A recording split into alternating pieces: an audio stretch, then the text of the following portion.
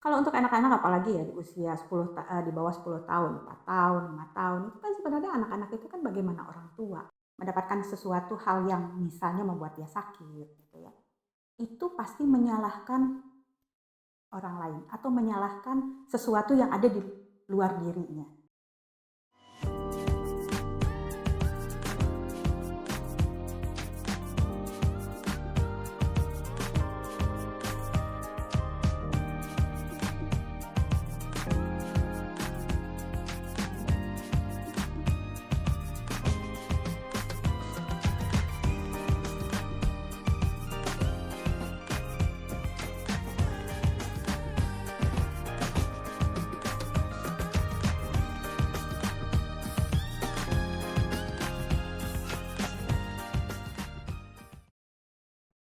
Halo para kawargian Saiga semua, berjumpa lagi dalam Saiga Hipnoterapi Video Podcast.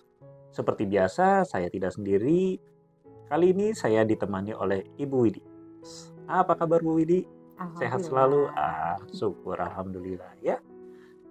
Oke, seperti biasa, Saiga Hipnoterapi Video Podcast akan membahas isu-isu yang sering ditemui di kalangan masyarakat. Nah, kali ini ya saya agak egois lagi ya.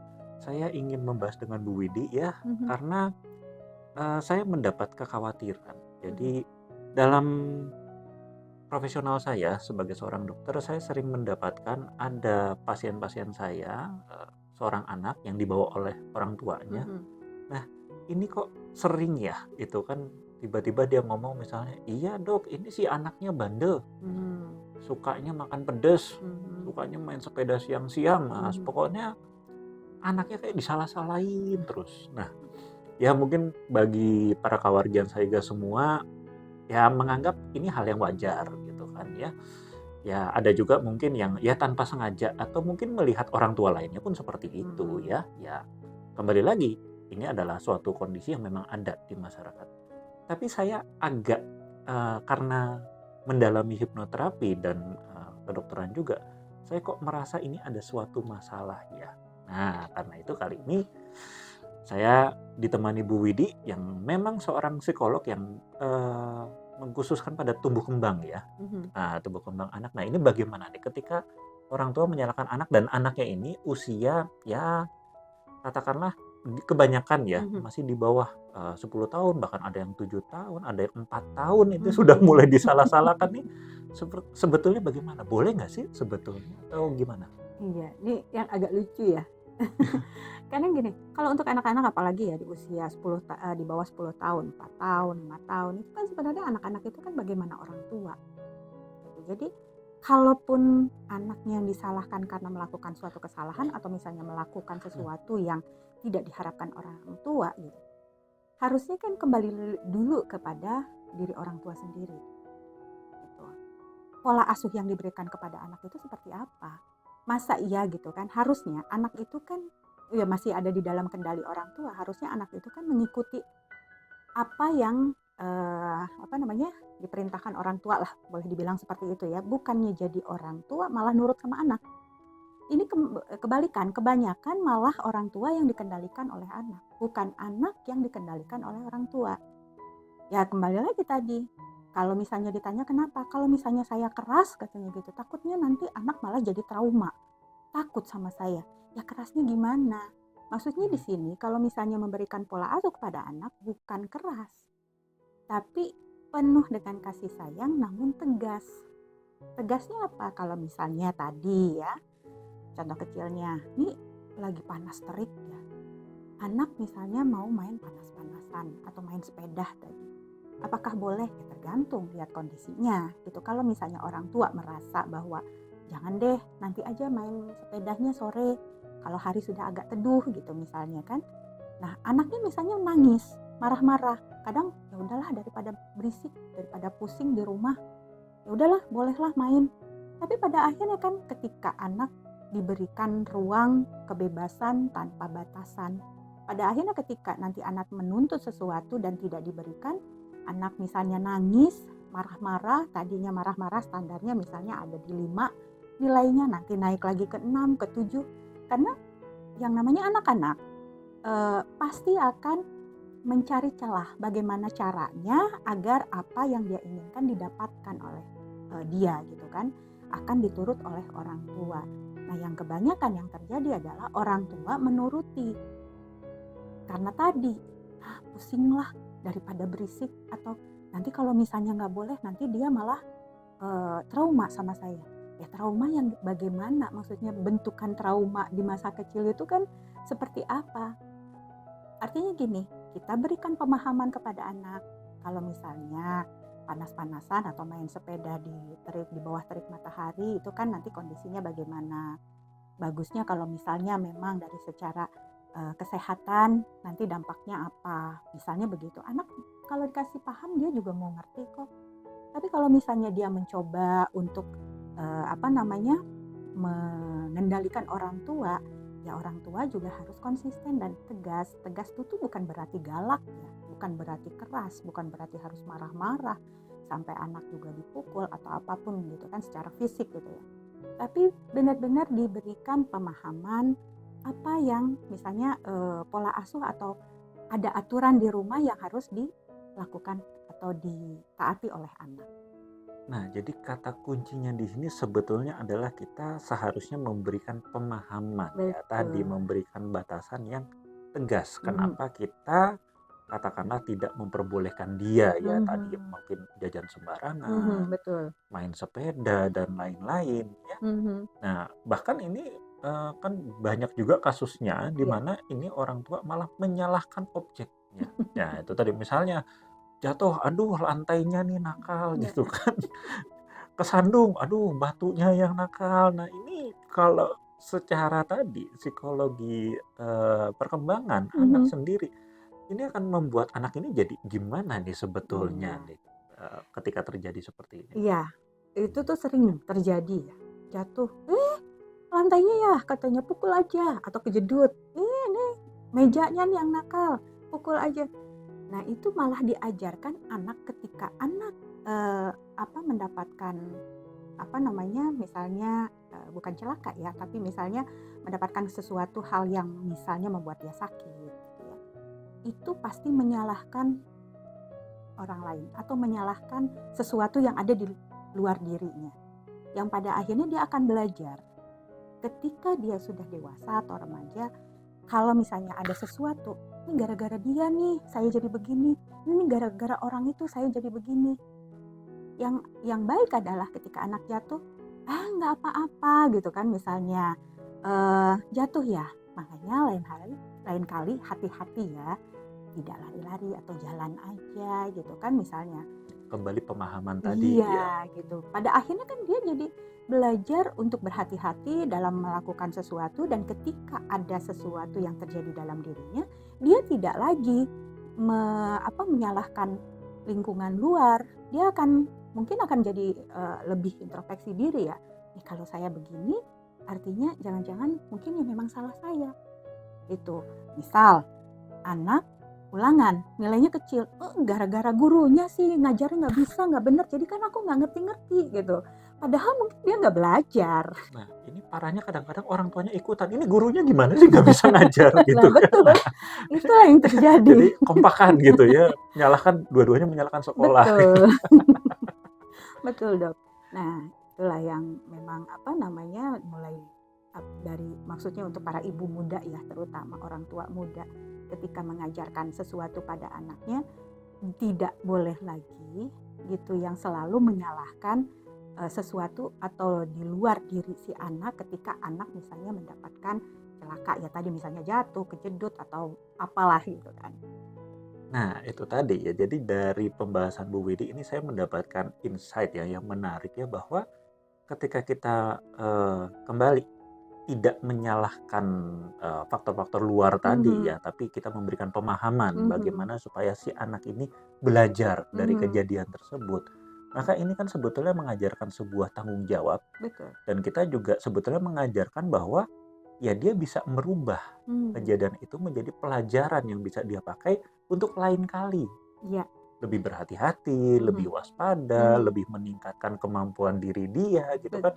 Itu tadi bukan wah ini mah sekolahnya nggak bisa ngajar. Lah terus kapan anak belajar untuk meningkatkan kapasitasnya? Oh Mhm. mungkin saya yang kurang belajar. Iya. Harusnya kan saya bisa memanfaatkan waktu lebih baik kan. Ya Mhm. kembali lagi, itu harus dari kesadaran tadi ya. Betul. Kita maksudnya dalam tanda kutip menyalahkan adalah untuk membangun itu tadi. Kalau kita ingin membangun sifat ini di Mhm. anak tadi ya, Mhm. ketika kita menyalahkan dalam artian dengan tujuan untuk supaya Mhm. dia bisa bertanggung jawab, Mhm. kemudian dia bisa berpikir untuk memperbaiki dirinya. Nah ini Mhm. apa yang perlu dipastikan, apa yang menjadi modal Mhm. untuk si anak ini bisa menerima hal tersebut secara positif. Nah kalau Mmm. dari psikologi sendiri atau dari pengalaman Bu Widi sebagai hipnoterapi, apa yang bisa jadi modal itu? Gini Dok, eee, karena kan segala sesuatunya itu kan dibentuk dari pembiasaan. Pembiasaan dari kecil semuanya juga gitu kan. Nggak yang ujug-ujug tiba-tiba gitu kan, anak melakukan sesuatu yang kita salahkan. Lah lihat dulu, dari awal itu memang dia sudah diajarkan belum? Sudah dikasih tahu belum? Kalau misalnya dari kecil anak ini sudah diberi tahu atau diajarkan konsekuensinya dari sesuatu yang dia lakukan, dia juga udah paham mana yang benar, mana yang salah gitu kan. Ketika nanti dia sudah dewasa atau taruhlah ya, yang memang usianya dia sudah harus bertanggung jawab pada diri sendiri, ya kalau di kita mungkin ya 17 tahun dia dianggap udah hukum juga Ya, sama. Di bawah 17 tahun dianggapnya itu adalah anak-anak kan, yang masih hukum untuk yang ya, kriminal ya, abu-abu ini tuh. betul. Hukum positifnya masih rancu. Iya, Betul. betul. Tapi kalau sudah 17 tahun ke atas, individu ini sudah dianggap memang dia sudah bisa bertanggung jawab terhadap dirinya sendiri. Jadi ketika misalnya dia melakukan sesuatu hal yang misalnya melanggar hukum gitu kan. Kalau orang tua merasa bahwa dari kecil dia sudah diajarkan itu, orang tua bisa menuntut anak ini, kenapa kamu bisa melakukan hal ini? Ayah kan sudah mengajarkan kamu, kamu tidak boleh begini, begini, begini, gitu misalnya ya. Nah, kenapa kamu lakukan itu? Tapi kalau misalnya si orang tua tidak mengajarkan itu, nah sekarang bagaimana kita mau menyalahkan anak? Karena anak juga mungkin nggak paham masalah tersebut gitu. Kalau misalnya dia melakukan sesuatu hal yang seperti ini adalah melanggar hukum, misal gitu ya. Kadang ada situasi seseorang itu ada di tempat yang salah, di waktu yang salah. Dia main malam-malam. Kan sudah dibilang kalau misalnya ada jam malam, misalnya diberlakukan jam malam. Ini anak loss, tidak ada diberlakukan jam malam. Jadi dia pulang ya boleh kapanpun lah, mau tengah malam, mau subuh terserah. Itu yang penting dia pulang baik-baik saja, orang tua ngelihat dia masih sehat-sehat saja misalnya. Kita sampaikan kalau misalnya malam-malam apalagi di luar itu tidak aman, misalnya kan banyak terjadi kejahatan atau apa gitu. Terus misalnya padahal memang mungkin dia tidak melakukan apa-apa, tapi ketika malam-malam dia ada di suatu tempat sama teman-temannya dan di situ misalnya ada patroli gitu kan. Terus ternyata ada salah satu temannya bawa sesuatu yang memang melanggar hukum. Ya semuanya kena kan. Karena dia ada di tempat yang salah dan waktu yang salah. Tapi kalau misalnya di anak ini sudah tahu, kalau misalnya nanti bisa saja terjadi seperti itu, ya dia kan akan waspada. Oh iya, kalau gitu saya akan hati-hati cari teman. Saya kalau misalnya mau keluar, kalau memang tidak penting-penting sekali tengah malam, saya nggak akan keluar. Misalnya kan begitu. Anak juga sudah punya punya eh, dia punya nilai-nilai yang dia miliki ya, karena dari orang tua tadi, karena dia tahu misalnya. Nah, kalau misal seperti itu kejadian tadi, orang tuanya langsung bilang, gimana sih, makanya jangan keluar malam-malam gitu kan, harus main gitu kan dengan orang-orang yang betul. Nah selama ini kemana aja, dia nggak pernah dikasih tahu. Buktinya kalau mau keluar ya silahkan aja gitu kan, mau pulang kapanpun juga nggak pernah ditegur. Tiba-tiba ketika ada kejadian itu dia dimarahin. Nah itu yang keliru. Jadi memang harus dari awal gitu kan. Dia diberikan pemahaman mana yang benar, mana yang salah, dan konsekuensinya apa ketika dia melakukan kesalahan. Nah, ini memang kembali mengingatkan saya ya. Saya selalu bilang melakukan kesalahan itu adalah hal yang alamiah tentunya ya. Sebagai Betul. manusia kita pasti melakukan kesalahan. Tidak mungkin ada di antara kita yang tidak melakukan kesalahan. Betul. Tapi yang jadi masalah adalah ketika adanya pembiaran. Nah ini kenapa? Karena sesuatu hal yang salah dibiarkan, maka akan jadi kebenaran Betul. bagi orang yang melakukan kesalahan tersebut. Ya selama ini saya melakukan begini nggak masalah kok. Kok sekarang dipermasalahkan? Nah itu kan Ya. juga berarti menjadi suatu pertanda bagi mungkin kita, katakanlah jika Anda yang menonton ini sebagai orang tua, sebagai orang yang mempunyai tanggung jawab kepada ya katakan anak tersebut atau remaja tersebut, ya maka kita juga tadi harus meng-cross check juga apakah kita selama ini melakukan pembiaran terhadap perilaku yang berpotensi menjadi suatu kesalahan. Dan kemudian ya kita juga harus pastikan bahwa kita juga sudah memberikan tadi ya pemahaman yang benar, pengetahuan yang jelas ya, Betul. ibaratnya mah ya ilmu-ilmu tentang kehidupan yang sekarang ini mungkin jarang ya ada orang tua yang bicara katakanlah dari hati ke hati, ngomong ke anaknya, Betul. kamu gimana di sekolah, ada apa, boleh sharing apa ya. Iya. Nah ini kan tentu saja akan jadi ya asing ya. Nah, gimana mau Betul. ngasih ilmu, gimana mau ngasih pemahaman, tahu-tahu ketemu disalah-salahin aja. Nah, Nah, ya gitu ya. Jadi kembali bahwa menyalahkan dalam tanda kutip ya, kalau kita memang melihat itu sebagai sesuatu hal yang salah ya, kita tentu saja tidak boleh membiarkan ya. Kita betul. harus minimal memberikan pemahaman dan tidak melakukan pembiaran. Tapi kembali lagi ya, memang sebagai individu yang mempunyai kehendak bebas ya pasti adalah momen-momen di mana ya memang dia harus ketemu batunya sendiri. Betul. Gitu ya. Oke, menarik sekali dan ini tentunya sebetulnya masih banyak ya yang bisa kita bahas dari segi psikologis ya. Tadi Ibu juga sudah sampaikan ya memang ada fasenya di mana anak itu bagian dari kita, jadi kita tidak bisa untuk menyalahkan dia, tapi kita harus mengkoreksi diri kita dulu sebagai orang tua. Apakah kita sudah membimbing dia dengan benar? Apakah kita sudah mengawasi dia dengan benar? Nah ini fase anak-anak atau awal lah ya. Tapi ketika dia sudah mulai tadi dewasa, di mana ya kalau saya bilang ini fase-fase di mana orang tua harus siap melepaskan, anak harus siap dilepaskan. Ya, nah ini ya tentu saja ini sudah tidak boleh ada pembiaran ya. Ya harus mulai diberikan pemahaman betul tentang konsekuensi-konsekuensi yang mungkin saja dia dapatkan dari tindakannya. Oke. Nah, sekarang bagaimana ini kalau misalkan ya mungkin dari pengalaman Bu Widi ya sebagai psikolog dan juga sebagai hipnoterapis yang aktif yang juga pastinya banyak ya menangani kasus permasalahan antara anak dan orang tua ini yang seolah-olah ini anaknya mulu nih yang salah nih. Orang tua mah baik aja gitu kan. Nah, ini gimana nih kita katakanlah dari segi pandangan psikolog ataupun hipnoterapis bagaimana memandang kasus seperti ini? Ya betul dok. Tadi karena saya banyak berkecimpung di dunia tumbuh kembang anak, seringkali banyak orang tua yang datang mengeluhkan tentang anaknya dan seolah-olah anaknya tadi yang salah. Padahal kan anak itu terbentuk dari pola asuh orang tua. Ya, pola asuh ya yang penting. Dan kemudian seringkali yang disalahkan itu kebanyakan ya, tadi yang saya bilang, usia anak yang memang masih dalam pengasuhan orang tua. Jadi artinya masih usia anak-anak ya tadi usia anak-anak itu maksudnya dari 17 tahun ke bawah lah yang masih memang sepenuhnya masih tanggung jawab orang tua.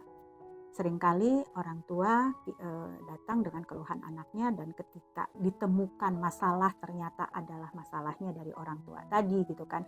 Anak berulah karena orang tuanya tidak mau ngerti, banyak tuntutan, atau anak berulah karena memang ada sesuatu yang tidak didapatkan dari orang tua. Ya, khususnya tadi gitu kan kebutuhan afeksinya atau kebutuhan dia mendapatkan kasih sayang, perhatian, itu kan yang utama sebenarnya dari anak itu ya.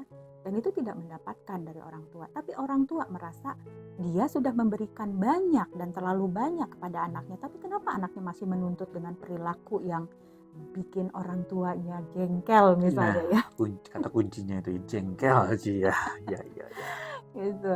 Jadi seringkali banyak orang tua yang tidak sadar atau ada juga yang sudah sadar tapi gengsi untuk mengakui bahwa sebenarnya ini adalah kesalahan mereka, karena mereka misalnya punya masalah yang belum selesai gitu kan, karena tadi contoh kasus ya, misalnya ada anak yang dia berulah sering kali bolos misalnya, atau misalnya ngebully temennya, atau misalnya kadang-kadang gurunya juga yang dibully gitu kan. Jadi pada akhirnya orang tuanya datang lagi bolak-balik karena dipanggil ke sekolah, jadi bolak-balik ke sekolah. Disitulah anak merasa mendapatkan, oh saya diperhatikan. Jadi ada baterai kasih sayang yang tidak didapatkan oleh anaknya dari orang tua. Tapi ketika ngobrol, orang tua ngerasa, saya kurang apa? Semua saya kasih. Apa yang kurang? Katanya gitu, kata orang tua. Yang anak butuhkan itu bukan uang, bukan harta, bukan benda, tapi kasih sayang, perhatian, gitu kan. Ini orang tuanya terlalu sibuk. Tapi orang tua merasa bahwa perhatian itu seperti itu. Itulah kasih sayangnya. Nah, ini yang kadang jadi ngeyel-ngeyelan ya antara orang tua dengan anak. Karena anak merasa bahwa kalau misalnya saya ada masalah, saya nggak perlu orang tua nggak perlulah mengintervensi saya atau apa gitu. Misalnya saya hanya butuh dipeluk, contohnya begitu. Tapi orang tua kok kayaknya susah sekali mau meluk anak. Nah, barangkali masa lalu si orang tua ada luka batin yang pada akhirnya dia kok sangat sulit ya untuk memeluk anak. Padahal kebutuhan anak simpel gitu. Nah, kadangkala itulah yang terjadi. Susah kan pada akhirnya. Si anak satu sisi memang dia butuh kasih sayang, butuh pelukan gitu kan, hal yang simpel. Tapi orang tua tidak bisa. Ya kalau seandainya anaknya usianya 15 atau 12 tahun gitu kan, itu masih tetap orang tua yang dominan kan. Artinya orang tua yang harus selesai masalahnya. Tapi ketika dia usianya sudah 17 tahun, baru kita bisa lakukan intervensi. Oh oke, berarti orang tua dengan karakternya seperti itu, dia sudah punya luka batin yang merasa yang ditolak oleh orang tuanya. Apa yang harus berubah pada akhirnya? Yang kamu mau rubah pada dirimu apa? Ya sudah, berarti kalau misalnya orang tua tidak bisa memberikan itu kepada saya, dan saya tahu dia karakternya adalah seperti itu, berarti saya yang harus merasa biasa saja kalau orang tua tidak bisa memberikan itu. Oke, sekali lagi inspirasi yang luar biasa kita dapatkan dari Bu Widi ya, bahwa dari pengalamannya ya, dalam bahasa kami mungkin sebagai hipnoterapis juga kita selalu menyadari bahwa bukan masalah salah benarnya sebuah perilaku dilakukan, tapi kita harus mengerti apa sebabnya sebuah Betul. perilaku dilakukan, karena selalu ada sebab dari timbulnya sebuah perilaku. Jadi menyalahkan dalam tanda kutip mungkin bisa benar, mungkin bisa salah, ya tergantung tadi cara, situasi dan kondisi dan lain-lain. Tapi tentu saja kita pastikan bahwa sebelum kita menyalahkan dalam artian kita ingin anak ini bertanggung jawab, maka pastikan bahwa satu, dia tadi ya sudah punya pengetahuan atau pemahaman, kemudian dia juga sudah memang dia melakukan itu ya katakanlah memang karena ya keterbatasan dia lah, katakan dalam pengetahuan atau apapun, dan kita juga harus pastikan bahwa kebutuhan dia sekali lagi itu juga sudah terpenuhi terlebih dahulu. Jangan sampai dia melakukan perilaku itu tadi justru mengagetkan karena ingin dapat perhatian dan lain-lain kan ini. Jadi seolah-olah ya kita menyalahkan dia, itu berbalik kepada kita karena kita yang tidak memberikan kebutuhan dia secara mental emosional, dan dia harus melakukan sebuah perilaku untuk mendapatkan itu. Ya kembali lagi bahwa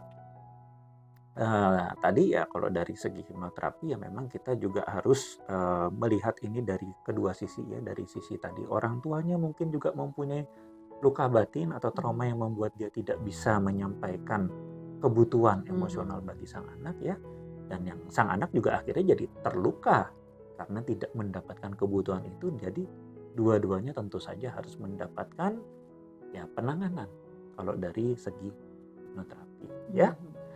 Dan begitulah ya, ternyata ya banyak sekali sebetulnya ya masih kita dapat kupas dari perilaku yang mungkin bisa menimbulkan kesan bahwa kita harus menyalahkan seseorang atau menyalahkan sesuatu ya. Itu banyak sekali ya Iya. sebetulnya background-nya, dan apalagi kalau kita bahas dari segi psikologi ya, ataupun dari segi hipnoterapi ini tentunya banyak sekali. Cuman Betul. ya mungkin sampai di sini dulu. Para kawardian saya juga semua merasa terinspirasi dengan video podcast ini, ataupun masih ada yang ingin ditanyakan ya jangan ragu-ragu.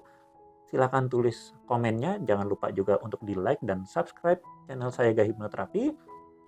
Bagi Anda juga yang ingin mengetahui hipnoterapi lebih lanjut atau lebih luas, boleh kunjungi website kami di hipnoterapibandung.com. Demikian dari saya dan Bu Widi. Terima kasih Bu Widi sudah membagikan lagi pengetahuannya kepada kami. Dan bagi para kawardian Sayega semua, ingat tetap sehat dan tetap juga terbuka untuk masalah-masalah apalagi yang berkaitan dengan mental emosional. Oke, sekian dari saya. Mohon maaf jika ada kesalahan kata. Salam eling waspada lan sayaga.